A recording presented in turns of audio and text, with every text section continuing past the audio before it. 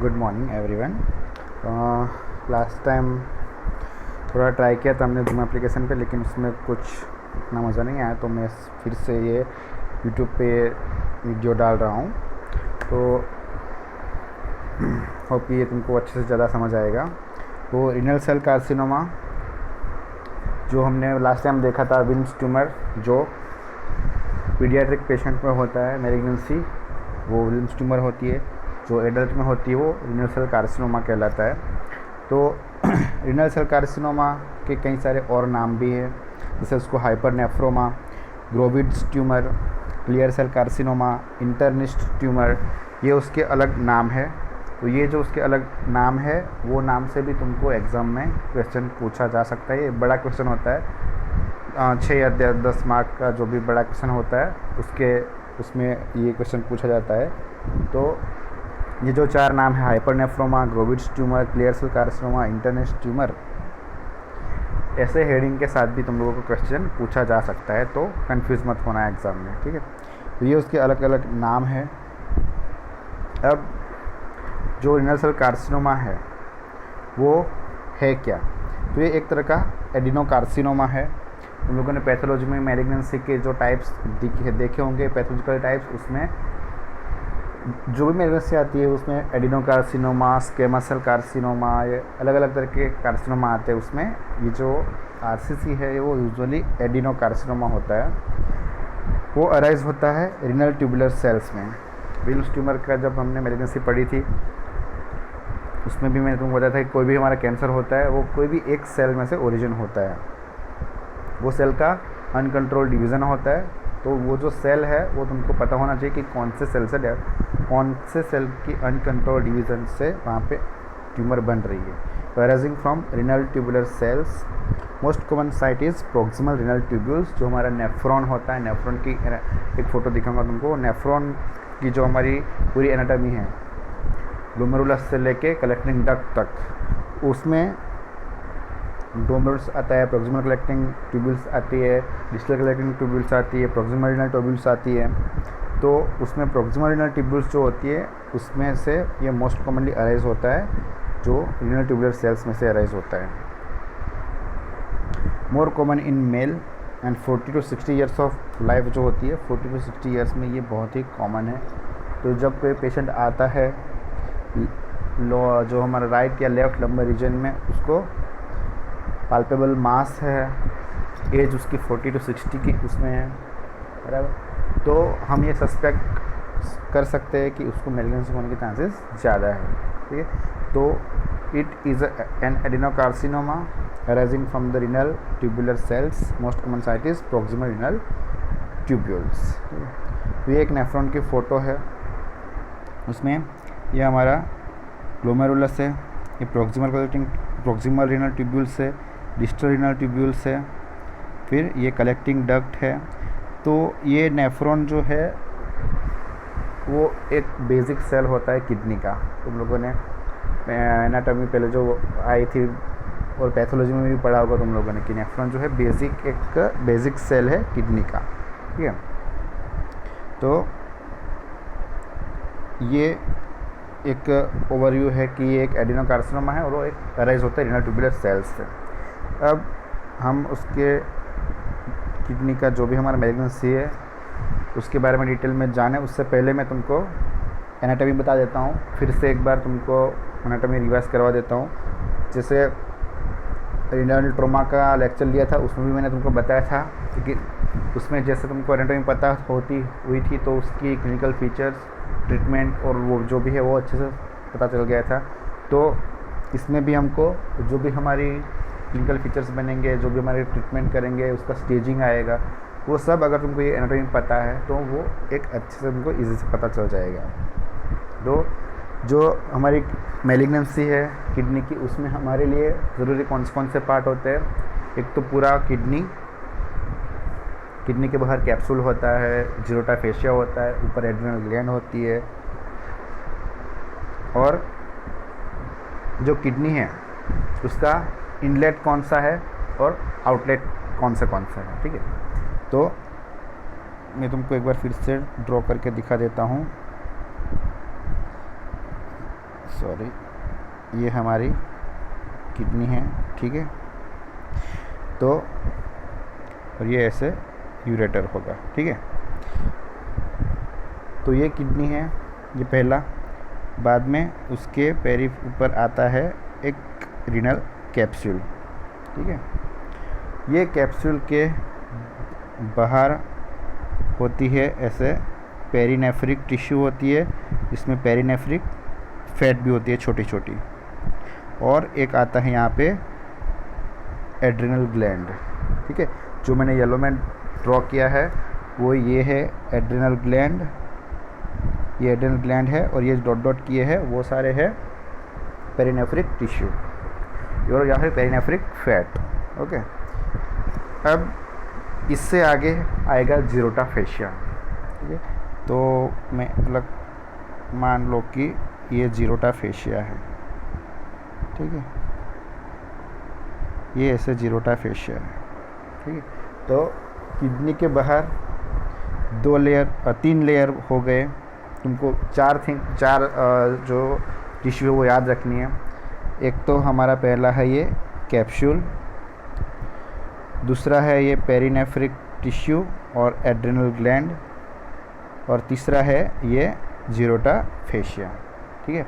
तो ये 4 जो हमारी टिश्यू है वो तुमको याद रखनी है। Renal capsule, perinephric fat, perinephric tissue and adrenal gland, and जो ग्रीन में है वो जीरोटा फेशिया, ठीक है। ये तो हो गए हमारे किडनी के ऊपर के जो लेयर, बाहर के लेयर आते हैं वो। अब हमको देखना है कि किडनी का इनलेट क्या है और आउटलेट क्या है। ये हमको इसलिए जानना ज़रूरी है कि जब भी कोई ऑर्गन से उसका मेटास्टेसिस होता है तो या तो लोकल स्प्रेड होगा या फिर उसका जो भी आउटलेट होगा वहाँ से स्प्रेड होगा उसका, ठीक है।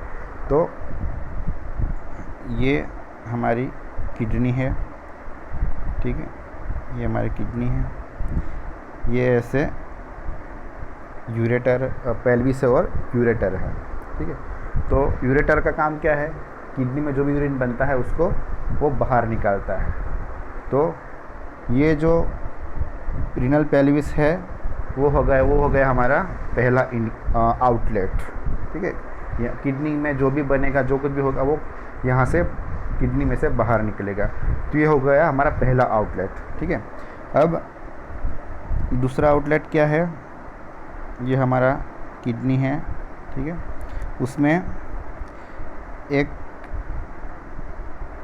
रीनल आर्टरी आएगी और एक रीनल वेन आएगी। तो जो रीनल आर्टरी है ये तो हो गया हमारा इनलेट, क्योंकि रीनल आर्टरी से पूरा ब्लड है वो किडनी के अंदर एंटर हो रहा है। तो ये हो गया इनलेट, ठीक है। फिर रीनल वेन में क्या होता है कि किडनी में जो भी हमारा ब्लड यूज़ हुआ वो ब्लड जो डीऑक्सीडेंटेड ब्लड है वो किडनी से बाहर निकलता है और रीनल वेन में आता है। तो ये हो गया हमारा आउटलेट। तो और ये जो रीनल वेन है वो जाके खुलती है ये इंफीरियर वेना कावा में, ठीक है। तो ये हो गया हमारा इनलेट, ये हो गया आउटलेट। तो ये है इनलेट, पहले एक इनलेट होगा, 2 आउटलेट होंगे। आउटलेट में आएगा एक ये रीनल वेन और जो पहले मैंने बताया कि ऐसे जो यूरेटर बाहर निकलता है वो, ठीक है।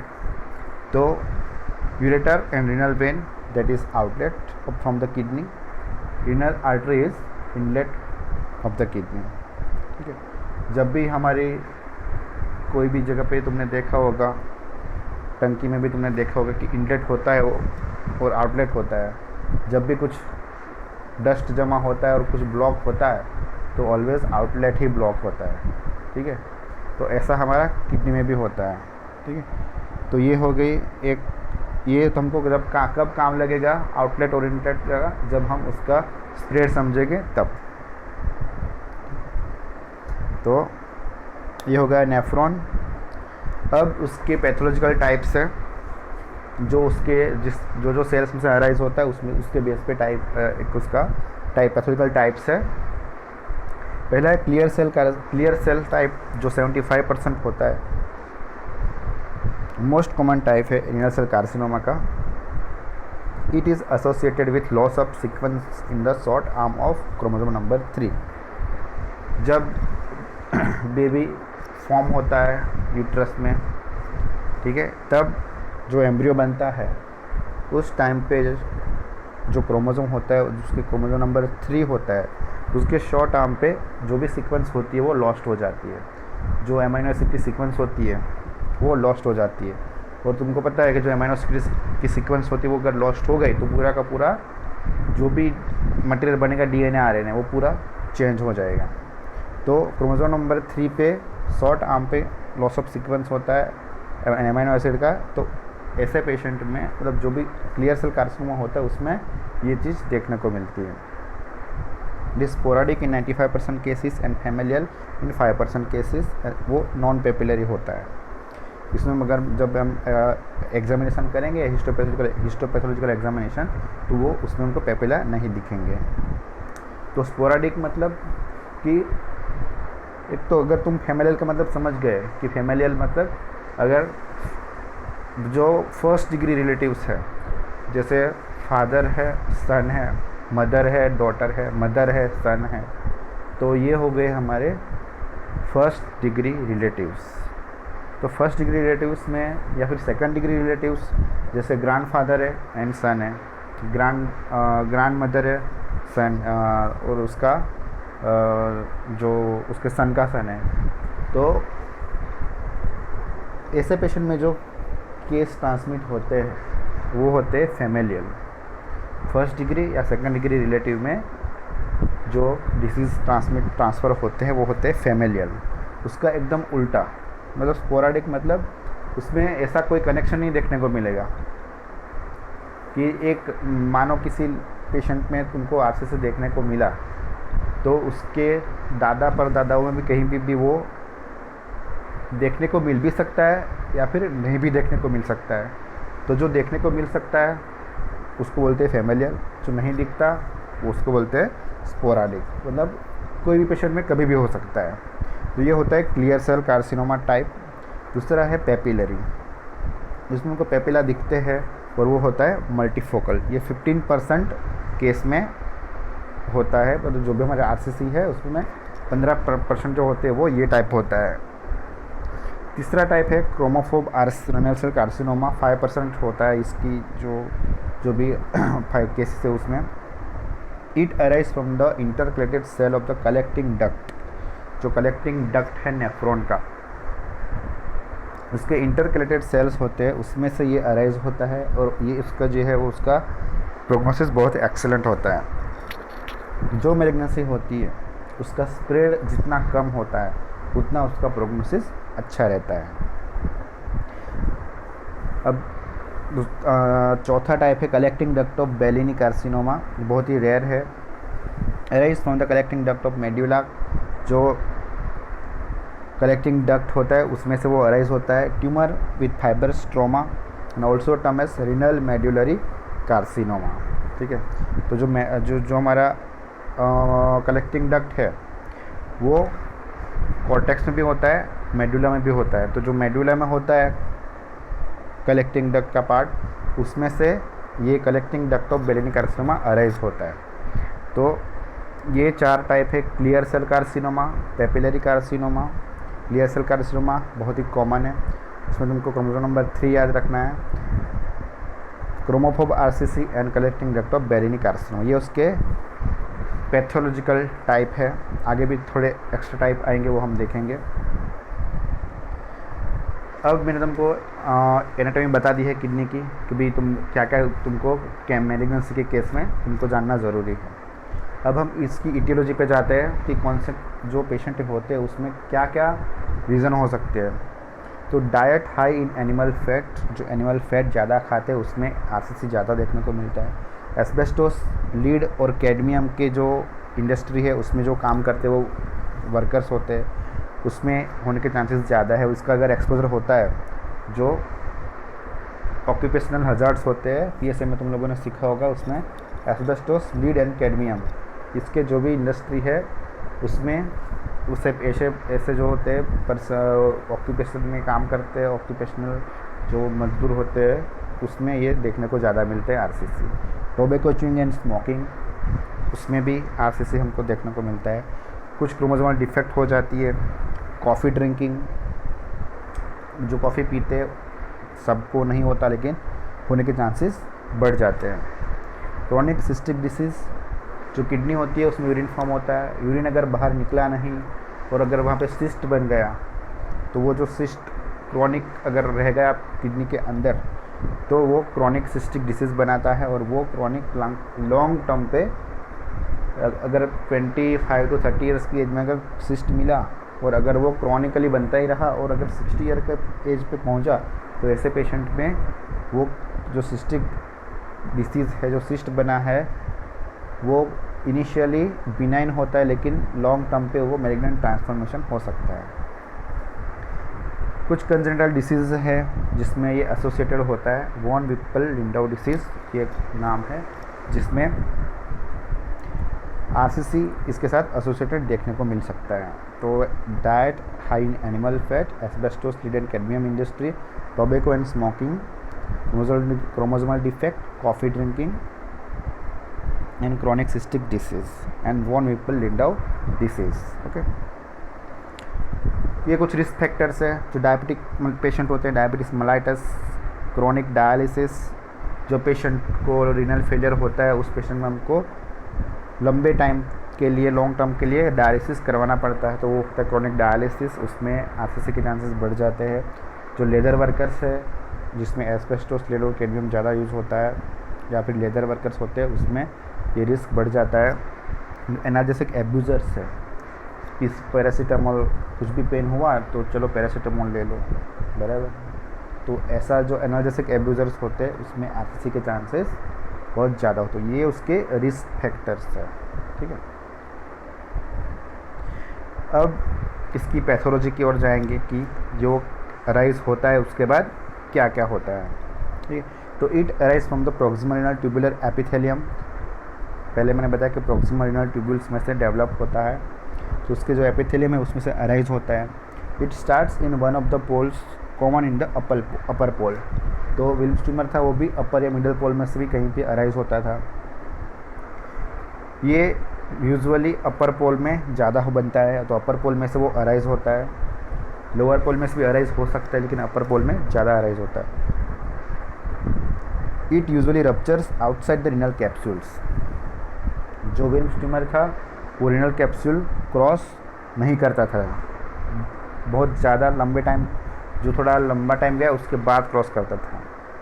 इसीलिए उसका जो हमारा किडनी का शेप है वो मेंटेन जो है वो नहीं रहता था उसमें, तो क्योंकि वो जो किडनी कैप्सूल है उसके साथ वो बड़ा होता है विल्म्स ट्यूमर में, तो उसका जो नॉर्मल शेप है वो डिस्टॉर्ट हो जाता था। तो विल्म्स ट्यूमर में मैंने पढ़ाया था कि उसकी जो नॉर्मल शेप है वो पूरा डिस्टॉर्ट हो जाता है।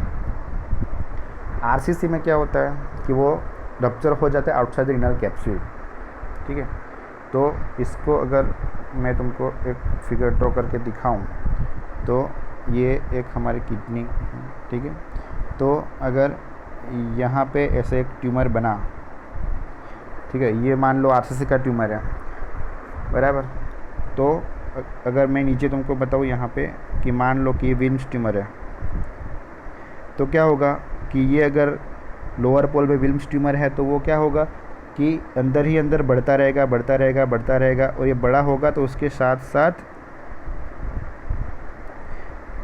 ये जो शेप है ये भी पूरा डिस्टॉर्ट हो जाएगा कि वो उसकी कैप्सूल के साथ वो बड़ा होता है। अब आते हैं हम आरसीसी पे। अपर पोल में, अपर पोल ये मैं डिवाइड कर देता हूँ, जो अपर पोल में दिखा रहा हूँ वो आरसीसी के लिए है, लोअर पोल में है वो विल्म्स ट्यूमर के लिए है। विल्म्स ट्यूमर में हमारा किडनी का शेप पूरा डिस्टॉर्ट हो जाता है क्योंकि वो कैप्सूल के साथ बड़ा होता है, कैप्सूल को रप्चर नहीं करता है ज़्यादा, कैप्सूल के साथ ही बड़ा होता है। आरसीसी क्या करता है, जो अपर पोल में है वो करेगा सबसे पहले तो ये जो हमारी कैप्सूल होती है किडनी की वो पूरी रप्चर कर देगा और उसके बाद वो ऐसे बढ़ेगा। और बाहर रप्चर हो जाएगा। तो क्या होता है कि जो हमारी किडनी की कैप्सूल है वो वैसी की वैसी रही, जो जहाँ से टूटी है, बराबर जहाँ से टूटी है वहाँ से वो रप्चर बाहर हो जाएगा। तो किडनी की हमारी जो नॉर्मल शेप होती है वो मेंटेन रहती है, उसकी जो शेप है वो ज़्यादा डिस्टॉर्ट नहीं होती है। हाँ, वो बड़ा होता है, बड़ी होती है साइज़ में, लेकिन जो नॉर्मल शेप है वो मेंटेन रहता है। इसमें हमारा विम्स ट्यूमर में पूरा शेप है वो पूरा डिस्टॉर्ट हो जाता था। तो ये उसका एक अलग है कि विम्स ट्यूमर में इसका शेप है जो है वो डिस्टॉर्ट होता है, और इसमें रीनल कैप्सूल के आउटसाइड वो रप्चर हो जाता है जो भी ट्यूमर है वो, इससे नॉर्मल शेप मेंटेन रहता है। अब अगर हम इसकी कट सेक्शन देखेंगे, पेशेंट का हमने ओटी कर दिया, किडनी बाहर निकाल ली, किडनी को हमने स्पेसिमेन भेजा हिस्टोपैथोलॉजी के लिए, तो अगर उससे कट सेक्शन करेंगे तो उसमें जो आउटर सरफेस होगी उसमें वो येलो दिखेगा due to deposition of the lipids with areas of haemorrhage and necrosis.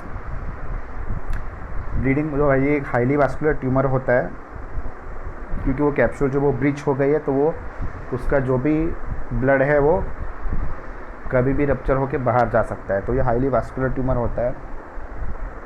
Areas of haemorrhage and necrosis, जो भी हमारी मेलिग्नेंसी होती है उसमें सेल की डेथ भी होती है धीरे धीरे, तो वो एरिया ऑफ नेक्रोसिस दिखता है और हेमरेज भी दिखता है on cut section. On microscopy जो कट सेक्शन में हमको डायरेक्टली दिखेगा, जो माइक्रोस्कोपी करेंगे उसमें alternately clear cell and dark cell हमको दिखेंगे। तो जो clear cell and dark cell है वो किडनी में ही होते हैं, तो जो क्लियर सेल्स होते हैं वो ज़्यादा दिखते हैं, वो clear cell and dark cell उसके ऑल्टरनेट हमको दिख सकते हैं माइक्रोस्कोपी में। तो ये उसका किडनी का एक स्पेसिमेन है। ये देखो यहाँ पे ये जो ये वाला पार्ट है वो मेलिग्नेंसी की ट्यूमर है, ठीक है। इसमें हमको देख सकते हो किडनी की जो पूरी नॉर्मल शेप है वो पूरी मेंटेन है, ठीक है। ये जो है वो स्पेसिमेन कट किया हुआ है, तो हमको अंदर से जैसे दिखता है, ये भी स्पेसिमेन कट किए स्पेस। तुमको क्या देखना है कि ये जो मेलिग्नेंसी ट्यूमर है वो आइडेंटिफाई करना आना चाहिए। तुमने किडनी हाथ में ले ली, उसमें अगर मेलिग्नेंसी है वो तुमको पता नहीं चला तो सर्जन बनना तुम्हारा बेकार बन जाएगा। तो मेलिग्नेंसी अपीयरेंस से और पाल्पेशन से हमको पता चल जाता है कि ये ऑन टेबल पता चल जाता है कि मेलिग्नेंसी ही है, ठीक है। हिस्टोपैथोलॉजी में तो सिर्फ हमको कंफर्मेशन लेना है, ठीक है। तो ये जो स्पेसिमेन है वो आरसीसी का है, ये वाला पोर्शन है ये मेलिग्नेंसी का पोर्शन है, इसमें ये वाला जो होता है वो मेलिग्नेंसी का पोर्शन होता है, ठीक है। तो ये उसकी पैथोलॉजी है। इसमें हमको आउटर सरफेस में डिपोजिशन ऑफ लिपिड दिखता है और हेमरेज एंड नेक्रोसिस के एरिया दिखेंगे, और ये एक हाईली वास्कुलर होता है। हम अगर कट करेंगे तो बहुत सारा ब्लड निकलेगा किडनी में से, स्पेसिमेन में से। ये उसका एक्सटर्नल अपीयरेंस है, देखो कैसे बाहर पूरी किडनी में ऊपर जो होता है नॉर्मल जो शेप हो, नॉर्मल जो उसका सरफेस होता है वो एकदम स्मूथ होता है, लेकिन यहाँ पे पूरा जो सरफेस है वो नोड्यूलर्स हो गए हैं। तो ये उसका एक्सटर्नल अपीयरेंस है रीनल सेल कार्सिनोमा का। अब इसका मेटास्टेसिस क्या होता है ये तुमको पता चल गया होगा पैथोलॉजी कि एक तो अराइज कहाँ से होता है, प्रॉक्सिमल रीनल ट्यूब्यूल से, अपर पोल में ज़्यादा कॉमन है, रप्चर होता है और कैप्सूल के बाहर रप्चर हो जाता है, इसकी वजह से उसका शेप होता है वो नॉर्मली मेंटेन रहता है। कट सेक्शन में हमको लिपिड दिखता है आउटर सरफेस में और areas of haemorrhage and necrosis, and non जो कैप्सूल होती है वो अगर ब्रीच हो गई है तो वो बहुत ही हाईली वास्कुलर ट्यूमर होगा। माइक्रोस्कोपी में alternative clear cell and dark cell दिखेंगे। ये उसका स्पेसिमेन है, ठीक है। तो अब कोई भी कैंसर होता है तो वो 3 तरह से स्प्रेड होता है। एक तो लोकल स्प्रेड होता है, ब्लड स्प्रेड होता है और लिम्फेटिक स्प्रेड होता है, ठीक है। उसमें किडनी में हमारा जो मेनली जो है वो ब्लड से बहुत ज़्यादा स्प्रेड होता है। तो अगर स्प्रेड होता है, जो हमारे ट्यूमर के जो मेलिग्नेंसी के सेल्स है, कैंसर के सेल्स है, वो किडनी से ट्रांसफ़र होके कहीं और चले जाएंगे, कहीं और ऑर्गन में। तो वो कहाँ कहाँ जाएंगे, जहाँ जहाँ पे किडनी के अटैचमेंट है ब्लड के साथ, ठीक है। तो ब्लड के साथ जो ये हमारी किडनी है, ठीक है, उसके ब्लड के साथ क्या क्या अटैचमेंट है? एक तो ये रीनल आर्टरी और ये रीनल वेन, ठीक है। तो सॉरी, ये बराबर, तो ये उसके दो अटैचमेंट है ब्लड के, बराबर। अब जैसे मैंने पहले बताया था कि ये जो आर्टरी वाला पार्ट है वो तो हमारा इनलेट है, उसमें ब्लड फोर्स से आएगा। तो जो भी हमारा कैंसर के सेल्स होंगे वो कभी भी ऐसे आर्टरी के अंदर नहीं जाएंगे, वो जाएंगे भी तो बहुत ही लेट जाएंगे, लेकिन यूजुअली नहीं जाएंगे, ठीक है। जो ये आउटलेट है,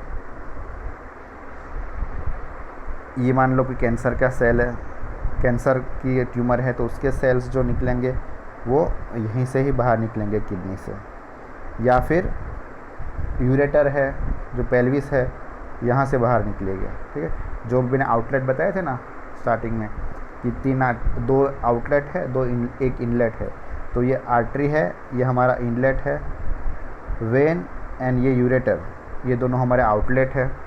तो ये दो आउटलेट से कैंसर के सेल्स है वो बाहर जाएंगे किडनी से। तो हम अगर ब्लड की बात करें तो आर्टरी में से और वेन में से जाएगा, लेकिन आर्टरी में से कभी जाता नहीं है, कभी रेयरली जाता है। जो वेन में से है वो कैंसर के सेल्स, वेन का अटैचमेंट कहाँ है? रीनल वेन का। रीनल वेन डन करती है इंफेरिवेना कावा में, इंफेरिवेना कावा ऊपर जाएगी, सुपरवेना कावा जाके राइट साइड ऑफ हार्ट में खुलेगी, राइट एट्रियम में। फिर राइट एट्रियम जो होता है, राइट एट्रियम में से जो पूरा हमारा ब्लड का सर्कुलेशन होता है उसमें से साथ में आएगा हमारा लंग, तो लंग में भी ये सेल्स पहुंच सकते हैं, ठीक है। तो जो मेटास्टेसिस होता है वो तुम पढ़े होंगे कि भाई किडनी ये ऑर्गन है, उसका मेटास्टेसिस लीवर में होता है, लंग में होता है। लीवर में कैसे गया? जो आईवीसी होता है इंट्रावेना कावा, उसका मैंने तुमको सिखाया था पोर्टोकेवल एनास्टोमोसिस स्मॉल इंटेस्टाइन, जब तुम्हारा स्मॉल इंटेस्टाइन नहीं, लेकिन जब तुम्हारा लीवर का लेक्चर लिया था लीवर, तब मैंने तुमको सिखाया था पोर्टोकेवल एनास्टोमोसिस। तो पोर्टोकेवल मतलब portal vein and vena cava, तो वेना कावा के साथ उसके एनास्टोमोसिस होते हैं। तो वेना कावा में जो ब्लड गया वाया रीनल वेन, किडनी में कैंसर के सेल बने वो रीनल वेन में गए, रीनल वेन से आईवीसी में गए, आईवीसी से पोर्टोकेवल एनास्टोमोसिस में गए। पोर्टल वेन ड्रेन करती है blood supply to the liver, तो वो जाएगा लीवर में, ठीक है। तो ऐसे वो पहुंचेगा लीवर में। तो जो हमारा ब्लड है, जो वाया ब्लड होगा, वो कैंसर सेल्स कैसे पहुंचेंगे? वो जो ट्यूमर सेल्स है वो बनाएंगे एक प्रोलिफरेटिंग ट्यूमर थ्रोम्बस, एक थ्रोम्बस बनाएंगे जो प्रोलिफरेटिंग होता है। तो वो जो प्रोलिफरेटिंग ट्यूमर थ्रोम्बस है वो ट्यूमर सेल से डिस्लोज होके जाएगा रीनल वेन में, रीनल वेन से होके जाएगा आईवीसी में, ठीक है। तो इनको याद रखना है, proliferating tumour thrombus from the tumour. जो ट्यूमर होगी हमारे किडनी के अंदर, उसमें से जो कैंसर के सेल्स होंगे वो बनाएंगे थ्रोम्बस, जिसको प्रोलिफरेटिंग ट्यूमर थ्रोम्बस कहते हैं। ये थ्रोम्बस जाएगा रीनल वेन में, रीनल वेन से आईवीसी, आईवीसी से पोर्टल वेन, पोर्टल वेन से लीवर में, आईवीसी से सीधा एसवीसी में, सुपरवेना कावा में, हार्ट में और लंग में। बाद में लंग में से जाके वापस हार्ट में आएगा और हार्ट में से वापस एओर्टा से बाहर जाएगा, वो पहुंचेगा ऊपर ब्रेन में या फिर बोन्स में, ठीक है। तो ये उसका ऐसे वो घूमता है, उसका स्कैन जो प्रोलिफरेटिंग ट्यूमर थ्रोम्बस है वो, ठीक है। And enters the IVC and later get detach and enters in the lung. And lung में जो ये मैलिग्नेंस, ये जो कैंसर के सेल वो पहुँचते हैं, जो प्रोलिफरेटिंग ट्यूमर थ्रोम्बस होते हैं, तो वो वहाँ पे बनाते हैं कैनॉन बॉल सेकेंडरीज। जो टेनिस का बॉल आता है उसके जैसा ही छोटा सा एक ग्राउंड दिखेगा, मतलब कैसा दिखता है कि मान लो कि ये हमारा लंग है, ठीक है। तो ये जो लंग है लेफ़्ट साइड का, तो उसमें ऐसे एक बॉल जैसा बन जाएगा और उसके आसपास ऐसे सर्कल होगा। तो ये एक्सरे में हमको ऐसा रेडियो ओपेसिटी दिखती है, राउंड कलर की, जो बोले राउंड शेप की ओपेसिटी दिखती है वाइट कलर की पूरी और रेडियो ओपेक। तो ये जो राउंड शेप की जो पूरी ओपेसिटी होती है वो होती है cannon ball secondaries in the liver, sorry in the lung. ठीक है, तो प्रोलिफरेटिंग ट्यूमर थ्रोम्बस वो बनाती है cannon ball secondaries with calcification. उसमें वहाँ पे कैल्सिफिकेशन भी हो जाता है, उसकी वजह से उसका जो जब हम एक्सरे लेते हैं तो वो रेडियो ओपेक दिखती है because of the calcium deposition. Bone, liver, brain और एड्रिनल ग्लैंड, ये इतनी जगह पे वाया ब्लड जा सकता है। मोस्टली वो जाएगा लंग में, फिर bone, liver, brain and adrenal gland. उनको लंग में दिखेगी कैनन बॉल सेकेंडरीज। वो कैसे बनी? जो प्रोलिफरेटिंग ट्यूमर थ्रोम्बस था वो डिस्लॉज हुआ, वो रीनल वेन में गया, वो गया आईवीसी में, आईवीसी से लंग में उसने वहाँ पे थ्रोम्बस चिपक जाएगा और उसके आसपास कैल्सिफिकेशन हो जाएगा और फिर वहाँ पे हमको कैनन बॉल सेकेंडरीज दिखेगी। ठीक है, अब और एक आती है लेफ्ट टेस्टिकुलर वेन, जो टेस्टिस का ड्रेनेज होता है। ठीक है, तो ये हमारा किडनी है बराबर, और मान लो कि ये हमारा, अभी मैं तुमको, हाँ ये रीनल वेन है। तो ये जो लेफ़्ट साइड की जो टेस्टिस होती है उसमें से जो वेन निकलती है वो ड्रेन करती है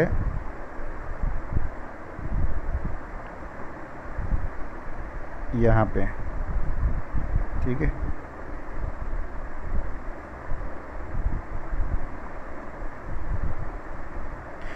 ये जो है ये लेफ़्ट टेस्टिकुलर वेन है जो ड्रेन करती है रीनल वेन में। राइट साइड की होती है वो directly in the inferior vena cava drain करती है, लेफ्ट और राइट टेस्टिकुलर वेन। जो तो क्या होगा, यहाँ पे कैंसर बना हुआ है, कैंसर की ट्यूमर है, फिर यहाँ से एक प्रोलिफरेटिंग ट्यूमर थ्रोम्बस जो है वो डिस्लॉज होता है। ठीक है, तो वो एंटर होगा वेन में, और ये जो हमारा डिस्लॉज हुआ प्रोलिफरेटिंग ट्यूमर थ्रोम्बस है वो पहुँचेगा यहाँ पे।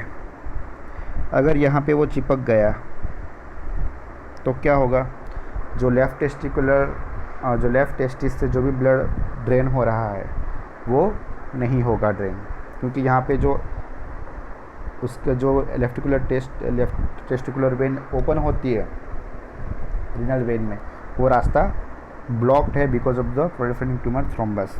तो ये उससे क्या होगा, टेस्टिस का जो भी ब्लड है वो एम्प्टी नहीं होगा और वहाँ पे ब्लड का कलेक्शन हो जाएगा, जिसको बोलते हैं वेरिकोसिल। तुम लोगों ने नाम सुना होगा क्लिनिकल पोस्टिंग में, उसका अब थियोरेटिकल भी टॉपिक आएगा जो तो हम यूरो सर्जरी में पढ़ेंगे। तो ये होता है इरिड्यूसिबल वेरिकोसिल। नॉर्मली क्या होता है कि वेरिकोसिल में जैसे ही हम टेस्टिस को ऊपर करते हैं, पेशेंट को सुपान करके टेस्टिस को ऊपर करते हैं, तो पूरी वेन एम्प्टी हो जाती है और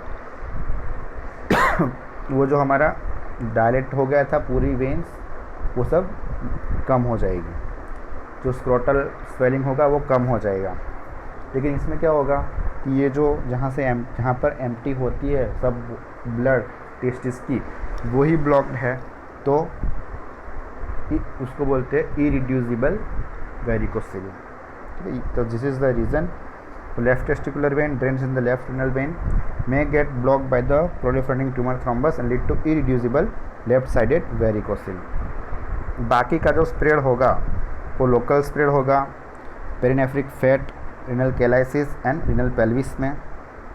रीनल पेल्विस में आएगा क्योंकि जो हमारी आउटलेट है किडनी की वो रीनल वेन है और रीनल पेल्विस है, तो रीनल पेल्विस में भी आ सकता है। जो मैलिग्नेंसी है हमारी किडनी की वो मेड्यूला और कॉर्टेक्स में बनेगी, उसके बाद जो उसके साइनसिस है, जैसे कैलाइसिस है, कैलाइसियल सिस्टम है, वहाँ पर उसका स्प्रेड हो सकता है। लिम्फेटिक स्प्रेड होगा para aortic lymph nodes, aorta के आसपास जो लिम्फ नोड होंगे वो, और रीनल हाइलर लिम्फ नोड, जो हमारा रीनल हाइलम है, हाइलम मतलब वहाँ जहाँ पे हमारा कुछ एंटर होता है कुछ बाहर निकलता है, आर्टरी और वेन, आर्टरी एंटर होती है वेन बाहर निकलती है, वो होता है हाइलम।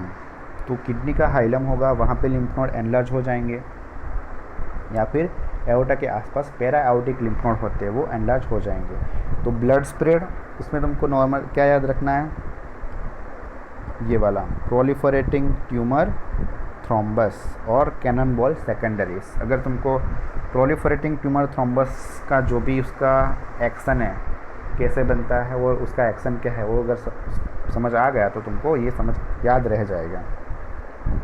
और प्रोलिफरेटिंग ट्यूमर थ्रोम्बस वो भी एक रीज़न है कि पेशेंट को इरिड्यूसिबल लेफ्ट साइडेड वेरिकोसील होता है। लोकल स्प्रेड, जो आसपास की टिश्यू है, कैलाइसिस and renal pelvis, and lymphatic spread para aortic lymph node and renal hilar lymph nodes. तो ये एक फ़ोटो है, लीवर का कट सेक्शन है जिसमें ये मेटास्टेसिस, ये जो वाइट कलर का है, ये जो ग्रे दिख रहा है वो नॉर्मल टिश्यू है लीवर की, लेकिन जो वाइट दिख रहा है ये सेकेंडरी मेटास्टेसिस है फ्रॉम द किडनी। ये एक लंग में है, ये तुम देख सकते हो, ये वाला जो पोर्शन है, सॉरी ये वाला, ये मेलिग्नेंसी का जो वाइट दिख रहा है वो पूरी मेलिग्नेंट सेल है जो सेकेंडरी है, secondary to the RCC, renal cell carcinoma का वहाँ पे डिपोजिशन, वहाँ पे मेटास्टेसिस हुआ है। ठीक है, अब इसके बाद आता है उसका स्टेजिंग। तो स्टेजिंग में हमको दो चीज़ें देखनी है, एक तो टीएनएम स्टेजिंग आएगा और दूसरा रॉबसन स्टेजिंग आएगा। ठीक है, तो टीएनएम स्टेजिंग है, उसमें टी, एन और एम का मतलब तुमको पता है। टी मतलब ट्यूमर के बारे में होगा, ट्यूमर का क्या क्या एक्सटेंट है, क्या उसकी साइज़ है, वो सब। एन मतलब लिम्फ नोड, उसका स्टेटस, और एम मतलब उसका मेटास्टेसिस।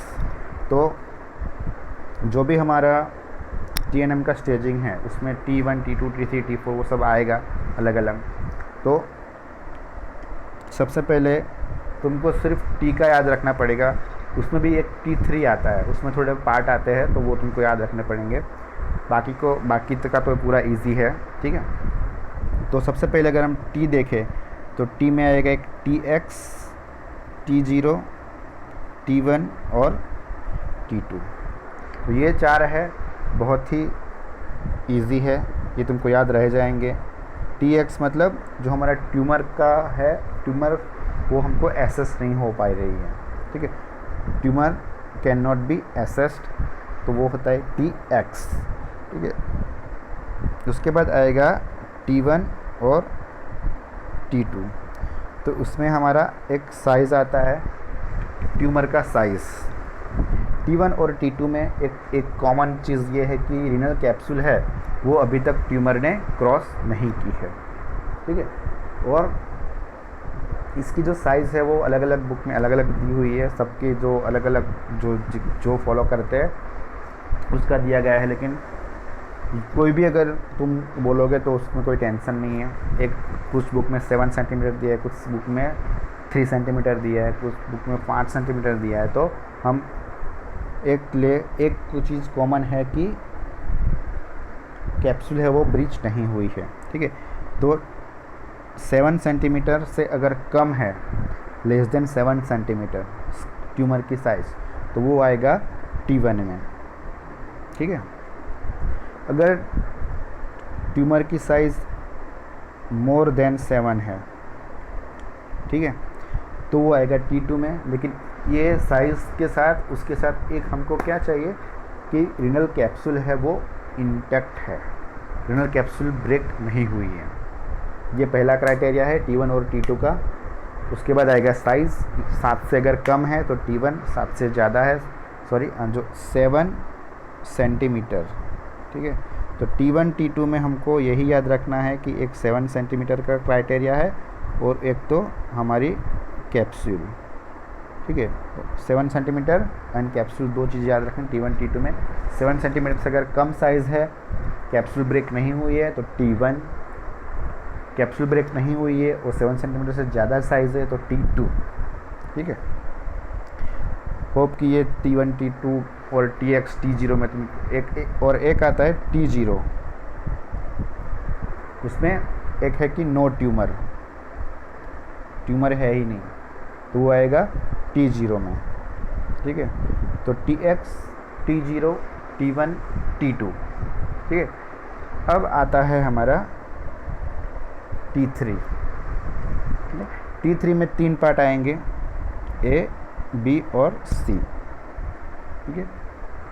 T3 में हमारा एक बात तो कंफर्म है कि जो कैप्सूल है वो ब्रेक हुई है। ठीक है। रिनल कैप्सूल है वो ब्रेक हुई है। तो अब तुम एक फिगर में ड्रॉ करता हूँ। ठीक है। ये हमारी किडनी है, बराबर, और ये साथ में इसकी रिनल कैप्सूल है, बराबर। तो अगर ये रिनल कैप्सूल है वो, सॉरी मैं थोड़ी छोटी फिगर ड्रॉ कर देता हूँ तो तुमको ज़्यादा अच्छे से पता चलेगा, बराबर। सपोज़ ये किडनी है, उसके ऊपर ये एक हमारी रिनल कैप्सूल है, उसके बाद क्या है, पेरिनेफ्रिक फैट है और एड्रिनल ग्लैंड है, और उसके बाद ये, सॉरी,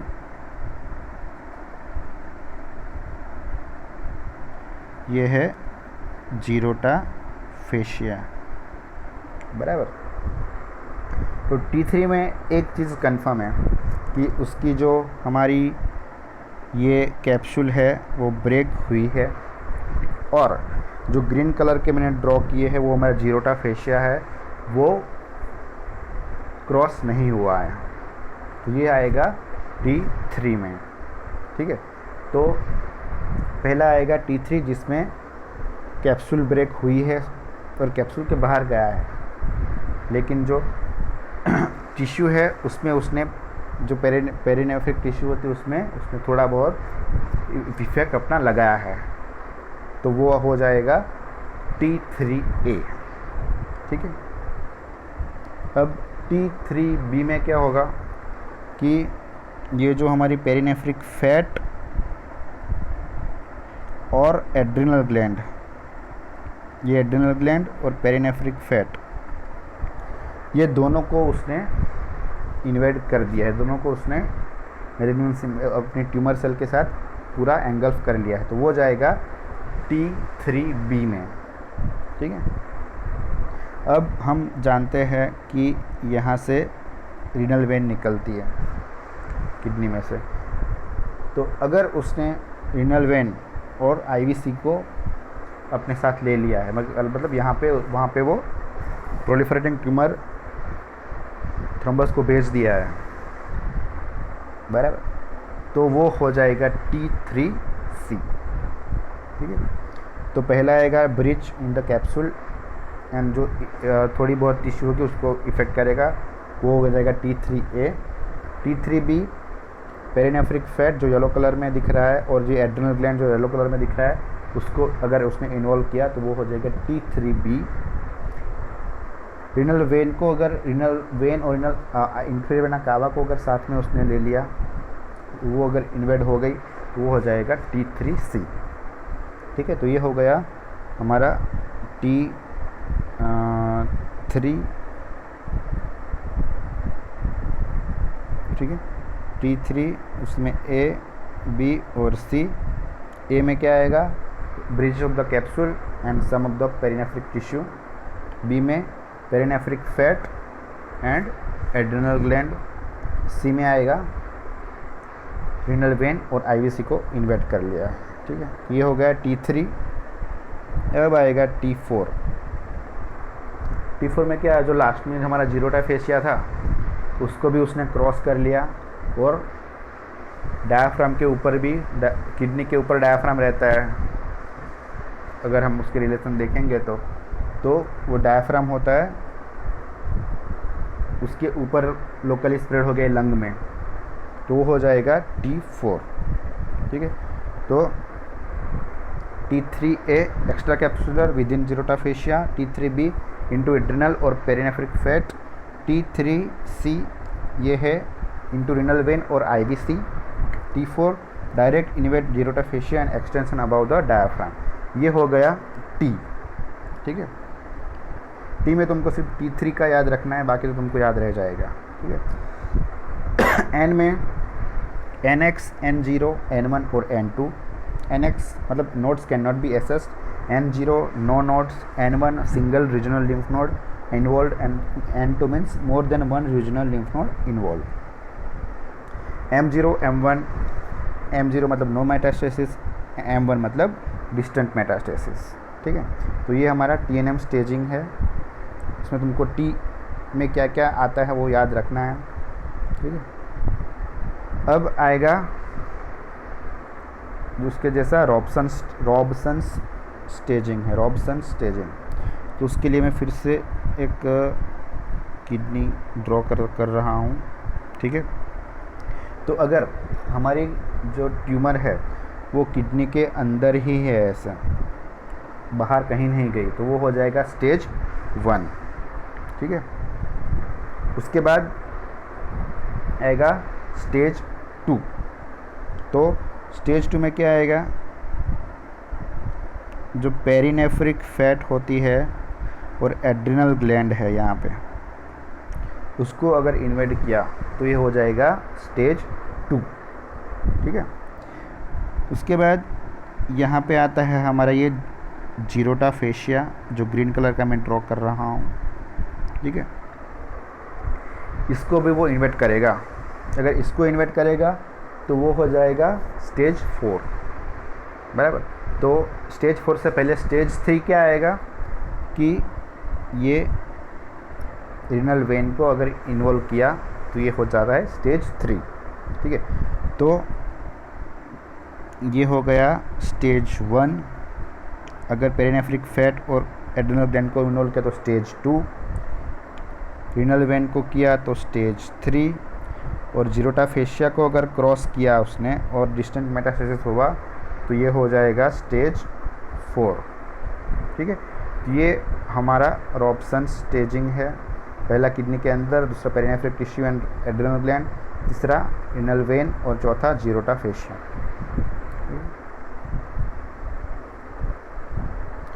तो stage 1 tumor limited to the kidney, stage 2 tumor invades perinephric tissue and adrenal gland, does not extend beyond the Zerota fascia, stage 3 tumor extend into major vein or lymph node, stage 4 tumor invades beyond the Zerota fascia and distant metastasis। तो ये है Robson staging. तुमको TNM में जो T में क्या क्या आता है वो याद रखना है, TNM में क्या क्या आता है वो याद रखना है, और रॉबसन स्टेजिंग, ठीक है। ये उसके स्टेजिंग है। उसके बाद हम जाते हैं क्लिनिकल फीचर्स की ओर।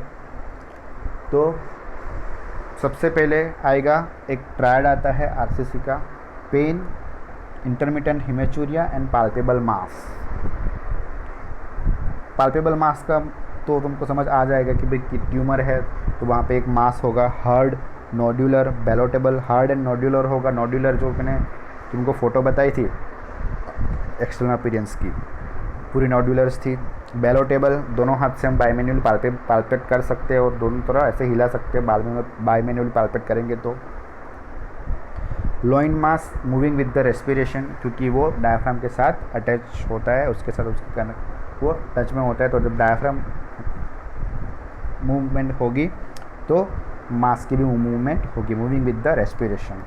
Hard, nodular and ballotable, bimanual palpable mass, ठीक है। हार्ड है, मैलिग्नेंसी है तो हार्ड ही होगी। Nodular, ballotable and bimanually palpable, moving with the respiration. तो पाल्पेबल मास होगा। पेन क्यों होगा पेशेंट को? क्योंकि जो हमारा प्रोलिफरेटिंग ट्यूमर थ्रोम्बस बना था, बराबर, वो और वहाँ पे अंदर ब्लीडिंग भी होगा ट्यूमर के अंदर, तो वो ब्लीडिंग होके क्लॉट होके, वो क्लॉट अगर रीनल पेल्विस से होके यूरेटर में आ गया और यूरेटर को कहीं पे उसने ब्लॉक कर दिया, तो वो यूरेटर को ऑब्स्ट्रक्ट करेगा और उसकी वजह से वहाँ पे पेन होगा, ठीक है। इंटरमिटेंट हिमेचूरिया, जो ऊपर ट्यूमर है वो थोड़े थोड़े टाइम पे वो क्लॉट और ब्लीडिंग निकालती रहेगी यूरेटर में, बराबर। जो मैंने आउटलेट बताए थे वो क्या थे, यूरेटर एंड रीनल वेन, बराबर। रीनल वेन में जाएगा तो वहाँ पे मेटास्टेसिस करेगा, अगर यूरेटर में गया, बराबर, तो वो वहाँ पे ये पेन करेगा और इंटरमिटेंट हिमेचूरिया करेगा, क्योंकि जब जैसे वो ट्यूमर में से ब्लीडिंग होगा तब पेशेंट को हिमेचूरिया होगा, बाद में बंद हो जाएगा, थोड़े दिन बाद वापस ब्लीडिंग होगा उसमें से तो वापस हिमेचूरिया होगा। तो pain, intermittent haematuria and palpable mass, that is the triad of renal cell carcinoma. तुमको याद रखना है, ये एमसीक्यू में भी पूछा जा सकता है, ठीक है। पेन क्यों हुआ, इंटरमिटेंट हिमेचूरिया क्यों हुआ और पाल्पेबल मास, ठीक है। पेन और हिमेचूरिया का रीज़न तुमको समझा दिया है। दूसरा क्या होता है, पैथोलॉजिकल फ्रैक्चर्स हो गए पेशेंट को, जैसे फीमर, ह्यूमरस, जो लॉन्ग बोन्स है, फ्लैट बोन्स है, स्काल्प, वर्टिब्रा, रिब्स, स्टर्नम, वहाँ पे उसको फ्रैक्चर्स होंगे क्योंकि वहाँ पे मेटास्टेसिस होगा वाया ब्लड। हार्ट में एक बार मेटास्टेसिस के सेल गए, उसके बाद वाया एओर्टा जो भी ब्लीडिंग ब्लड पहुँचेगा उसमें सेल्स हो गए, और फीमर और ह्यूमरस में वहाँ पे वो सेकेंडरीज बनाएंगे। वास्कुलर एंड पल्सेटल सेकेंडरीज होती है इन फ्लैट बोन्स, वो वास्कुलर होगी क्योंकि वहाँ जो मेलिग्नेंसी के सेल्स होते हैं वो बहुत ही वास्कुलर होते हैं, और पल्सेटाइल होते हैं तो वो पैथोलॉजिकल फ्रैक्चर्स दिखने को मिलता है। एनीमिया होगा due to decrease production of erythropoietin. ये एक दो तरह का होता है एनीमिया जो होता है तब इरेथ्रोपोइटिन में, कि जो किडनी में के अंदर इरेथ्रोपोइटिन बनता है, बराबर, तो इरेथ्रोपोइटिन जो एक हार्मोन है जो किडनी में से बाहर, किडनी में से वो सीक्रेट होता है, तो वो इरेथ्रोपोइटिन काम करता है आरबीसी बनाने में। तो इरेथ्रोपोइटिन जो सीक्रेट होता है वो फंक्शन थोड़ा कॉम्प्रोमाइज़ हो जाएंगे बिकॉज ऑफ द ट्यूमर, तो उसकी वजह से एनीमिया हो जाएगा। लॉन्ग टर्म में क्या होता है कि जो ट्यूमर के सेल्स बने हैं वो इमेच्योर होते हैं, तो इमेच्योर जो होंगे उसमें लेकिन वो इरेथ्रोपोइटिन को वापस उसके बाद सीक्रेट करना शुरू कर देंगे, तो बहुत सारे ट्यूमर सेल्स होंगे और उसमें से वापस लेट स्टेज में बहुत सारा इरेथ्रोपोइटिन बनना शुरू हो जाता है। तो इनिशियली वहाँ पे एनीमिया होगा, initially decrease production of erythropoietin होगा, लेकिन लेटर स्टेज इरेथ्रोपोइटिन का प्रोडक्शन बढ़ जाएगा because of the immature kidney के सेल्स होंगे, उसमें से इरेथ्रोपोइटिन सीक्रेट होता रहेगा, ठीक है। तो एनीमिया होगा। लो ग्रेड फीवर होगा because of the tumour necrosis producing pyrogens and RCC में present as pyrexia of unknown origin. Low grade fever होती है हर मेलिग्नेंसी में because of the tumour necrosis and release of pyrogens. ये हर malignancy में लो grade fever होता है, तो तुमको ये याद रहना चाहिए। तो पायरेक्सिया ऑफ अननोन ओरिजिन की तरह से भी वो पेशेंट प्रेजेंट होता है, उसकी वजह से उसका नाम इंटरनिस्ट ट्यूमर है। दूसरा नाम जो मैंने स्टार्टिंग में बताया था, हाइपरनेफ्रोमा, ग्रोविड्स ट्यूमर, इंटरनिस्ट ट्यूमर, एक आया था इंटरनिस्ट ट्यूमर, तो ये एक जो नाम दिया गया है इंटरनिस्ट ट्यूमर वो इसकी वजह से दिया गया है, ठीक है। तो हाइपरटेंशन होगा because of the immature production of the renin. Liver dysfunction होगा और नेफ्रोटिक सिंड्रोम होगा उस पेशेंट में, क्योंकि वो जो भी हमारा किडनी है वो पूरा फंक्शन उसका इरेगुलर और कुछ फंक्शन डिफंक्शन हो जाएंगे।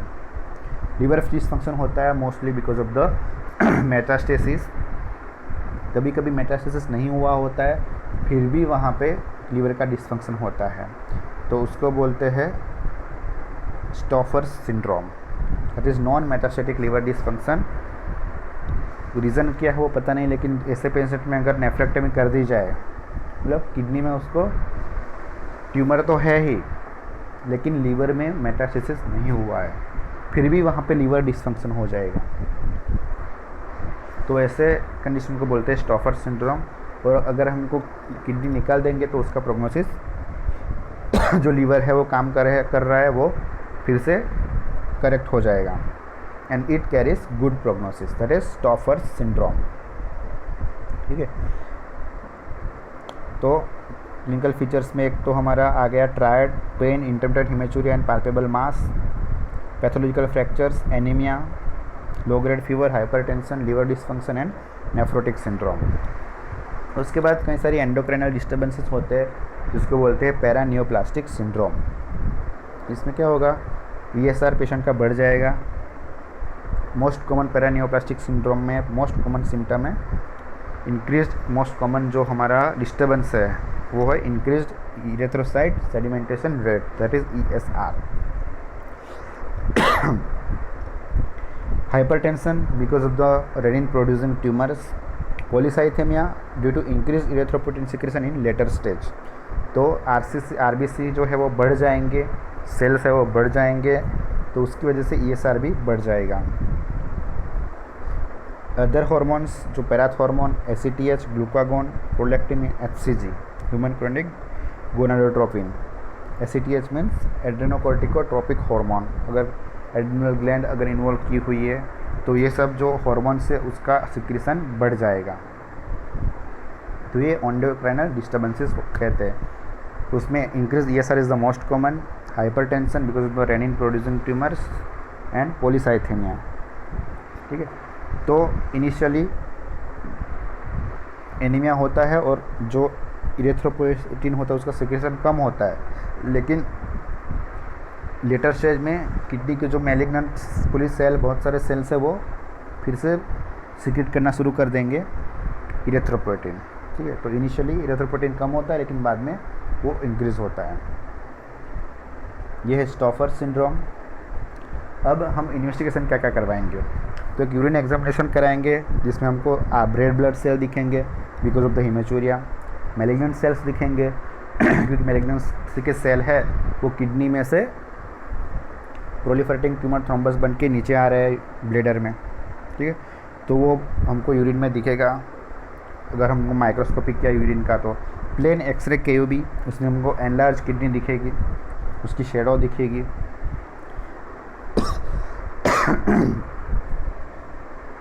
IVP करवाएंगे, इंट्रावेनस पाइलोग्राफी, उसमें हमको distortion of कैलाइसिस and loss of architecture of the kidney because of the rupture of the capsule, ये हमको IVP में दिख सकता है। और अगर किडनी फंक्शनिंग नहीं है तो वो भी हमको IVP में पता चल जाएगा। अल्ट्रासोनोग्राफी एब्डोमेन करवाएंगे तो उसमें एनलार्ज किडनी, ट्यूमर का लोकेशन पता चल सकता है, ट्यूमर का एक्सटेंट पता चल सकता है। हम वहाँ से USG guide sonography guided FNAC, fine needle aspiration cytology ले सकते हैं डायग्नोसिस के लिए। और अगर जो प्रोलिफरेटिंग ट्यूमर थ्रोम्बस था वो रीनल वेन से होके इंफ्रावेना कावा में पहुंच गया तो वो भी हमको सोनोग्राफी में दिख सकता है। CCT abdomen pelvis, contrast enhance CT scan, computerised tomography scan, ये भी करवा सकते हैं। इसमें हमको पूरा पता चल जाएगा कि मिक्स डेंसिटी मास लीजन पूरा दिखेगा, ट्यूमर सेल नेक्रोसिस भी दिखेगा, लोकल एक्सटेंट कितना है, IVC में थ्रोम्बस है कि नहीं, लिम्फ नोड का क्या स्टेटस है। ये इन्वेस्टिगेशन ऑफ चॉइस है और कंफर्मेटरी इन्वेस्टिगेशन भी है in case of suspected renal cell carcinoma. ठीक है, तो CCT में हमको ट्यूमर दिख जाएगी, उसका एक्सटेंट दिख जाएगा, उसका लिम्फ नोड का स्टेटस, IVC में थ्रोम्बस है कि नहीं, वो सब हमको CCT में दिख जाएगा। उसके हिसाब से हम उसकी ट्रीटमेंट प्लान कर सकते हैं। दूसरा एक रीनल एंजियोग्राम कराएंगे ताकि हमको पता चले कि किडनी फंक्शनिंग है, उसमें ब्लड जा रहा है कि नहीं। चेस्ट एक्सरे कराएंगे तो उसमें हमको कैनन बॉल सेकेंडरीज दिखेगी। चेस्ट का CT स्कैन में भी हमको इसलिए करना है कि मेटास्टेसिस हुआ है कि नहीं। बोन स्कैन वो भी मेटास्टेसिस के लिए। पेरिफेरल स्मीयर उसमें हमको पॉलीसाइथेमिया और इंक्रीज ESR वो सब हमको पता चल जाएगा। MRI में भी यही उसका एक्सटेंट है वो हमको पता चल जाएगा। सॉफ्ट टिश्यू में कितना स्प्रेड हुआ है वो पता चल जाएगा। और एक आता है वेना कावोग्राम, जो इंफ्रावेना कावा है उसका एक जांच आती है जिसमें इंफ्रावेना कावा में थ्रोम्बस है कि नहीं, थ्रोम्बस की वजह से कुछ ब्लॉकेज हुआ है कि वो सब हमको पता चल जाएगा। तो ये उस हमारे इन्वेस्टिगेशन है। Urine examination, plain x-ray KUB, IVP, USG, CCT। मैंने बताया कि हम एब्डोमेन में बहुत सारे जो भी इन्वेस्टिगेशन है वो सब यूजुअली सेम ही रहते हैं सब में, लेकिन उसका जो पर्पज़ है वो अलग अलग रहता है देखने का कि आपको क्या क्या दिखता है उसमें। ठीक है। अब इस ऐसे पेशेंट का डिफरेंशियल डायग्नोसिस क्या होगा? एक तो polycystic kidney disease, solitary cyst of kidney, adrenal tumour, retroperitoneal tumour and carcinoma colon. ऐसे पेशेंट में भी हमको जो मास है वो लॉन में दिखता है, तो ऐसे जब हम डायग्नोसिस करेंगे तो उसको हमको डिफ्रेंशिएट करना है कि ये डिफरेंशियल डायग्नोसिस हो सकता है ऐसे पेशेंट में, ठीक है। अब हम इसकी ट्रीटमेंट क्या करेंगे? तो surgery is the treatment of choice. उसमें हम रेडिकल नेफ्रेक्टमी कर सकते हैं, नेफ्रॉन स्पेयरिंग सर्जरी कर सकते हैं, थेरापेटिक एम्बोलाइजेशन कर सकते हैं, इम्यूनोथेरेपी कर सकते हैं और पैलिएटिव रेडियोथेरेपी कर सकते हैं। तो ये हमारे ट्रीटमेंट के ऑप्शन है। Surgery is the treatment of choice in case of renal cell carcinoma. ये जो रीनल सेल कार्सिनोमा है वो कीमो रेजिस्टेंट होता है और रेडियो रेजिस्टेंट भी होता है, लेकिन उसका जो सेकेंडरीज होते हैं वो कीमोथेरेपी और रेडियोथेरेपी को रिस्पॉन्ड करते हैं। जो मेटास्टेसिस हुआ है सेकेंडरीज है लंग में, लीवर में, वो जो किडनी में है वो रेडियो में रेजिस्टेंट और कीमो रेजिस्टेंट होता है, ठीक है। तो रेडिकल नेफ्रेक्टमी है, उसमें हम क्या क्या स्ट्रक्चर्स निकाल देंगे? तो एक तो पूरी किडनी, एक बार तुमको दिखा देता हूँ मैं। तो ये हमारी पूरी किडनी निकाल लेंगे, उसके साथ यहाँ की एड्रेनल ग्लैंड भी निकाल लेंगे। जैसे यूरेटर जाएगा तो प्रोक्सिमल 2/3 होता है, उतना यूरेटर हमको निकाल देना है, लेकिन जितना लो जा सके उतना हमको जाना है, ठीक है। तो इतना पूरा स्पेसिमेन हम निकालेंगे रीनल सेल कार्सिनोमा में। Entire kidney with tumour, perinephric tissue, perinephric fat होती है, ipsilateral adrenal gland and proximal 2/3 of the ureter और as low as possible, and lymph node from the cross of the diaphragm to aorta bifurcation with renal hilar lymph node. जो lymph node होंगे अगर वहाँ पे cross of the diaphragm से लेके नीचे जो एओर्टा का बाइफर्केशन होता है बाइलेटरल एक्सटर्नल इलियक आर्टरी में, राइट और लेफ्ट एक्सटर्नल इलियक में, तो वहाँ तक के पूरे हमको लिम्फ नोड देखने हैं और वो निकालने हैं। ये आता है रेडिकल नेफ्रेक्टमी में, ठीक है। तो रेडिकल नेफ्रेक्टमी में हमको जो अगर हमको निकालनी है किडनी तो आर्टरी से कट करना पड़ेगा, वेन से कट करना पड़ेगा, यूरेटर से कट करना पड़ेगा। तो ये जो आर्टरी और वेन को हम लाइगेट करते हैं वो हम उसको अगर हमको करना है तो अगर हम ट्रांसपेरिटोनियल अप्रोच से जाएं तो वो हमको इजी रहता है। जो हम स्टोन में थे उसमें हम जाते थे रिट्रोपेरिटोनियम से, क्योंकि वहाँ पे हमको पेल्विस के ऊपर ही करना है, बाकी कुछ नहीं करना है। तो पेल्विस जो होता है वो पोस्टीरियरली होता है और रीनल वेन, रीनल आर्टरी वो एंटीरियरली होते हैं। तो ऐसे अगर हमको नेफ्रेक्टमी करना है फॉर मैलिग्नेंसी तो ये हमको ट्रांसपेरिटोनियल अप्रोच बहुत ही ईजी रहता है। तो इतना जो तुमको क्या याद रखना है कि नेफ्रेक्टमी में कितने पोर्शन, क्या क्या पार्ट है वो निकालते हैं। Entire kidney, perinephric tissue, ipsilateral adrenal gland and proximal 2/3 of the ureter और as low as possible, and lymph node from the crus of the diaphragm, renal hilar lymph node and at the bifurcation of the aorta, ठीक है। तो इतना हमको वहाँ तक का जो lymph node है वो रिमूव करना है। ये रेडिकल नेफ्रेक्टमी हो गई। अप्रोच में मोस्टली ट्रांसपेरिटोनियल अप्रोच जाएगा, रिट्रोपेरिटोनियल भी जा सकते हैं लेकिन वो सर्जन की चॉइस पे डिपेंड है, लेकिन यूजुअली हम ट्रांसपेरिटोनियल अप्रोच से ही जाते हैं। लेप्रोटोमी का इंसिजन रखेंगे, एब्डोमेन खोलेंगे, जो इंटेस्टाइन है उसको हटा देंगे, बाद में जो रिट्रोपेरिटोनियम जो पोस्टीरियर पेरिटोनियम है उसको खोलेंगे और बाद में हम किडनी तक पहुंचेंगे। थोरेको एब्डोमिनल अप्रोच, इसमें थोरेक्स और एब्डोमेन दोनों खोलेंगे। Preoperative renal artery embolisation to reduce the vascularity of the tumour. अगर preoperative renal artery embolisation कर दिया जाए, रीनल आर्टरी में कुछ ऐसे एम्बोलाइजेशन कर दे ताकि वहाँ उसकी वास्कुलरिटी कम हो जाए, उसके बाद हमको ट्यूमर को हैंडल करना इजी रहता है ऑन टेबल ऑपरेशन में। तो ऑपरेशन से पहले ये एक ऑप्शन रहता है कि अगर रीनल आर्टरी का एम्बोलाइजेशन कर दिया जाए तो साइज़ है वो थोड़ी कम हो जाएगी, वास्कुलरिटी भी थोड़ी कम हो जाएगी, तो हैंडलिंग में ईजी रहता है। दूसरा हमारा ऑप्शन है radical nephrectomy with extraction of the thrombus. When thrombus in the renal vein, IVC और राइट एट्रियम, तो उसमें अगर इंट्राडायाफ्रैग्मेटिक थ्रोम्बस है आईवीसी में तो we can remove it with well control with the IVC. अगर सुपराडायाफ्रैग्मेटिक पोर्शन है इंट्रावेना कावा का और उसमें अगर थ्रोम्बस है तो उसमें हमको एडिशनल कार्डियोपल्मोनरी बाईपास सर्जरी आती है, वो जो थोरेसिक सर्जरी में आती है। तुमको सिर्फ नाम याद रखना है, कार्डियोपल्मोनरी बाईपास।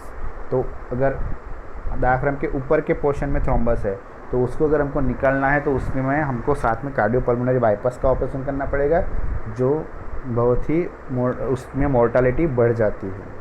ठीक है, तो ये एक फ़ोटो है, ये देखो ये ट्यूमर है और ये जो दिख रहा है अंदर ये इंफ्रावेना कावा में उसका जो थ्रोम्बस है ट्यूमर का, प्रोलिफरेटिंग ट्यूमर थ्रोम्बस, उसमें कैंसर सेल ही होते हैं जो वहाँ से डिटैच होते हैं, वो इंफ्रावेना कावा में आ गए हैं। तुम देख सकते, ये फ़ोटो में दिख सकती है।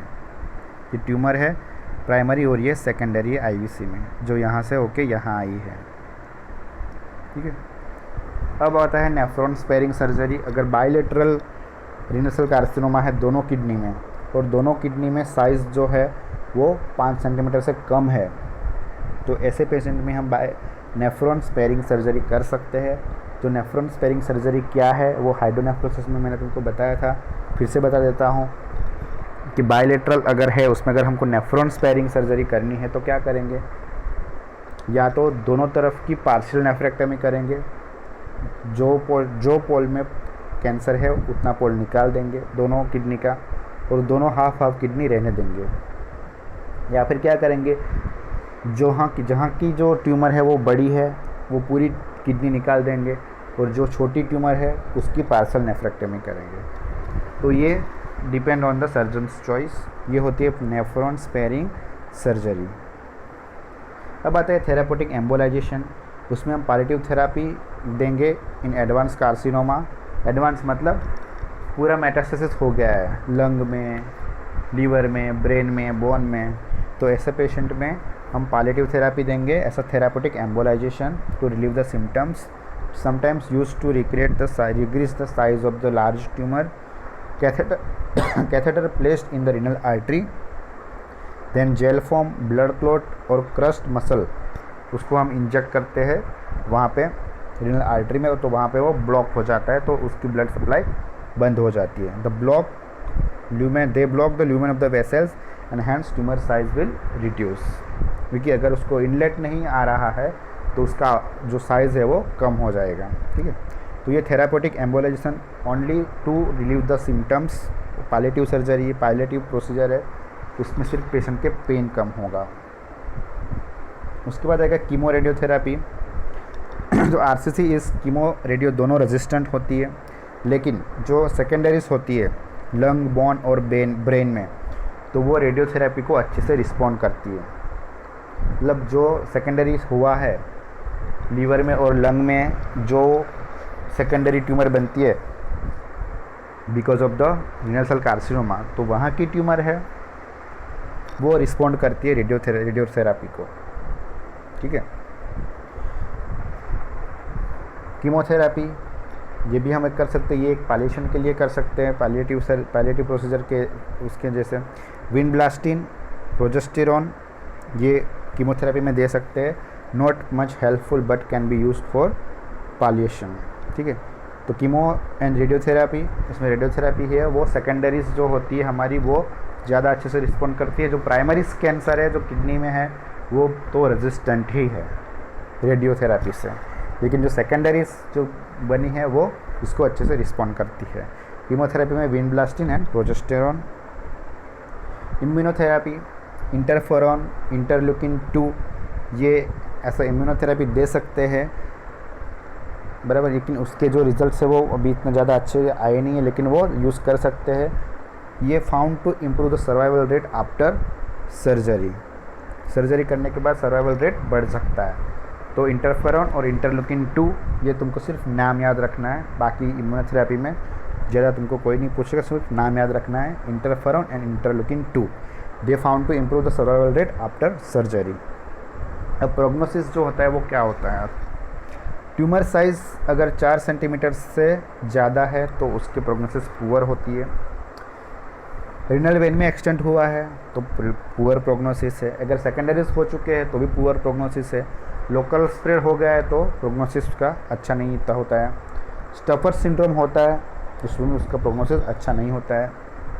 तो ये उसके प्रोग्नोस्टिक फैक्टर्स है। तो तुमको याद रखना है किडनी की एनाटॉमी जो कैंसर के लिए ज़रूरी है, वो उसकी पैथोलॉजिकल टाइप्स, उसका स्प्रेड, उसके क्लिनिकल फीचर्स और उसकी सर्जरी। ठीक है, तो ये जितना भी मैंने बताया है उतना तुम्हारे लिए बहुत ही इम्पोर्टेंट है।